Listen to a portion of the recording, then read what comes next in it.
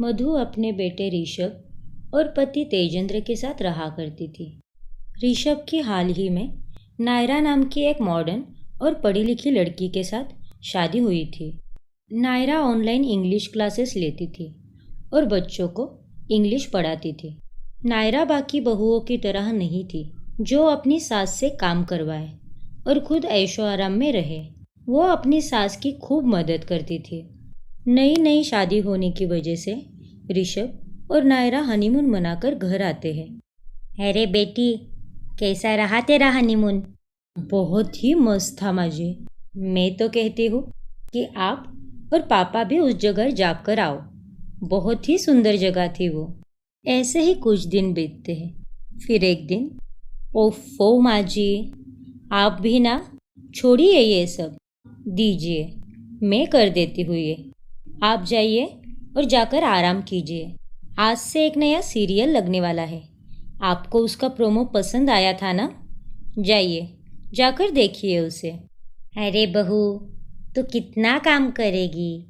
तू तो दिन भर बच्चों की क्लासेस भी लेती है और घर के सारे काम भी तू ही करती है। तू भी तो थकती होगी ना? अरे नहीं माँ जी, वैसे भी मुझे ऑनलाइन क्लासेस आराम से बैठकर ही लेने होते हैं। और रही बात घर में काम करने की, तो आप मेरी माँ हो। मेरे होते हुए आप मेरे ही सामने काम कैसे कर सकती है? लेकिन बहू, जलेबियाँ बनानी है, पुदीने की चटनी, और अभी तक तो रोटियाँ भी नहीं बनी। सब कैसे होगा? आपकी बहू रानी है ना, सब कुछ कर देगी। आप बस जाकर रिलैक्स करिए। अच्छा ठीक है बहू। फिर मधु टीवी देखने बैठी होती है कि तभी अचानक से उसे तेजेंद्र का फ़ोन आता है। जी ऋषभ के पापा, बोलिए। अरे मधु, वो मेरे कपड़ों की बैग पैक करो। 3 दिन के कपड़े देना। मैं अपने दोस्तों के साथ शिमला घूमने जा रहा हूँ, ठीक है? आज रात को ही निकलना है। ऐसे अचानक? आज सुबह तक तो आपका कोई भी प्लान नहीं था। अरे, सब दोस्त आज मिलकर बैठे थे तो अचानक से ही प्लान बना, और एक दोस्त ने जल्दी जल्दी में टिकट्स बनवा कर भी दे दी। ठीक है जी, मैं अभी पैकिंग करना शुरू करती हूँ। इतना बोलकर मधु फ़ोन कॉल कट कर देती है। मधु के पास भले ही स्मार्टफोन था, लेकिन वो पढ़ी लिखी नहीं थी, इसीलिए उसे सिर्फ फ़ोन उठाना ही आता था। किसी को फ़ोन करने के लिए उसे नायरा की मदद लेनी पड़ती थी। फिर वो तुरंत कमरे में जाकर तेजेंद्र की पैकिंग करने लगती है। तभी नायरा वहाँ पर एक बाउल में जलेबियाँ लेकर आती है। माँ जी, ये देखिए, जलेबियाँ तैयार है, इन्हें चक्कर देखिए। अरे, ये क्या? आप कहाँ जा रही है अचानक से? कोई चल बसा है क्या गाँव में? अरे पगली, शुभ शुभ बोल। अरे, मैं ये अपने नहीं, तेरे पापा जी की पैकिंग कर रही हूँ। पापा जी की पैकिंग? लेकिन पापा जी की सवारी कहाँ निकली ऐसे यूँ अचानक से? उनका अपने दोस्तों के साथ अचानक से शिमला जाने का प्लान बना है, तो इसीलिए। अच्छा, ठीक है, ये तो बहुत ही अच्छी बात है फिर। अच्छा, बाय द वे, पापा जी और आप कहाँ कहाँ घूमे हो माँ जी? इतने साल हो गए हैं, ऐसे में तो आप दोनों बहुत सी जगहों पर घूमे होंगे, क्यों, है ना? नहीं बहू, तू गलत समझ रही है। ऋषभ के पापा और मैं कभी एक साथ किसी मंदिर तक भी नहीं गए हैं।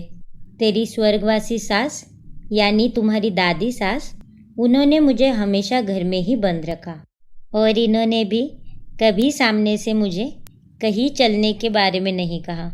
ये बस अकेले ही जाते हैं, मुझे कहीं नहीं लेके जाते साथ में।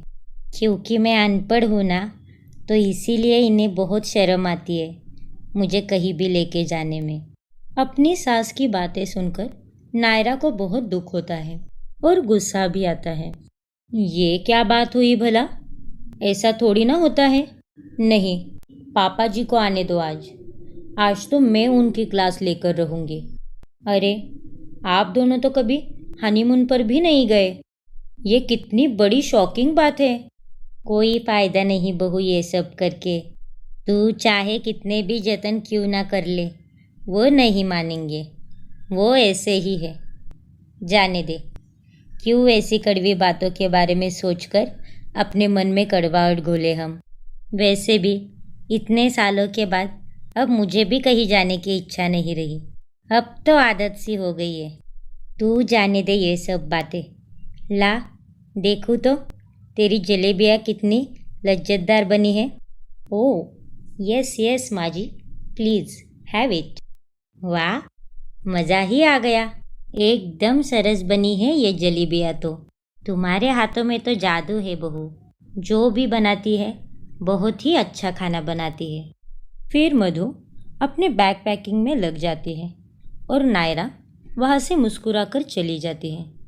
लेकिन उसे बहुत दुख होता है। मैं जानती हूँ माँ जी, आपकी इस मुस्कान के पीछे बहुत दर्द छुपा है। लेकिन आप चिंता मत कीजिए। अब से ये बहू प्रण लेती है कि ये अपनी सास का हनीमून करवा कर ही रहेगी। मेरा मिशन सास का हनीमून शुरू होता है अब। नायरा ठान लेती है कि चाहे जो भी हो वो अपने सास ससुर को हनीमून पे भेजकर ही रहेगी। फिर रात में जब तेजेंद्र बैग लेकर शिमला जाने के लिए निकल रहा होता है, तभी नायरा उनके सामने आकर उनका रास्ता रोक देती है और उनके सामने एक पेन और पेपर लेकर खड़ी हो जाती है। अरे नायरा बहू, ये क्या बचपना है तुम्हारा। मुझे जाना है, लेट हो रहा है। टैक्सी आ गई है गेट पे। सभी दोस्त मेरा इंतज़ार भी कर रहे हैं। हटो यहाँ से। नहीं पापा जी, मैं आपको इस लक्ष्मण रेखा को तभी पार करने दूंगी जब आप इस कागज़ पर ये लिख दो कि आप शिमला से आने के बाद माँ जी को भी कहीं घुमाने ले जाओगे। क्या मतलब है तुम्हारा? मतलब आप दोनों हनीमून पर जाओगे। नायरा, ये तुम कैसी बातें कर रही हो? तुम्हारा दिमाग तो ठिकाने पे है ना? ऋषभ, तुम बीच में अपनी चोंच मत अड़ाओ। ये मेरे और पापा जी के बीच की बात है। बहू, तो क्यों खामखा बात को बढ़ा रही है?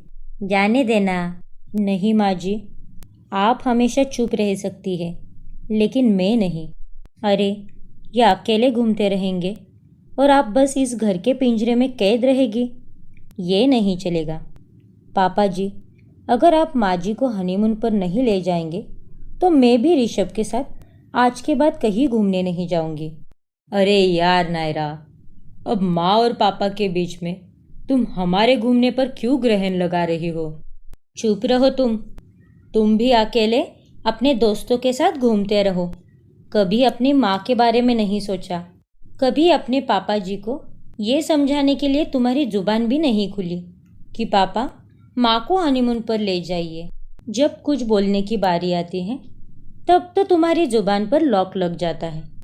अब रहो ऐसे ही। सबकी बातें सुनकर तेजेंद्र को बहुत गुस्सा आता है और वो गुस्से से चिल्ला पड़ता है।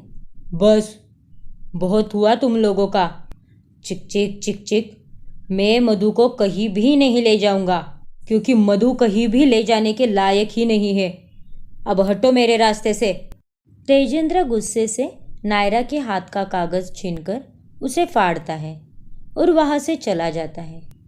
वही नायरा और ऋषभ हैरान हो जाते हैं और मधु की आंखें भर आती हैं। क्या तेजेंद्र की सोच बदल पाएगी नायरा? क्या नायरा कामयाब हो जाएगी उन दोनों को हनीमून पे भेजने के लिए? जानने के लिए हमारा अगला एपिसोड देखना ना भूलें। और अगर आपने हमारा चैनल अभी तक सब्सक्राइब नहीं किया है तो अभी सब्सक्राइब कीजिए और बेल आइकॉन दबाना ना भूलें।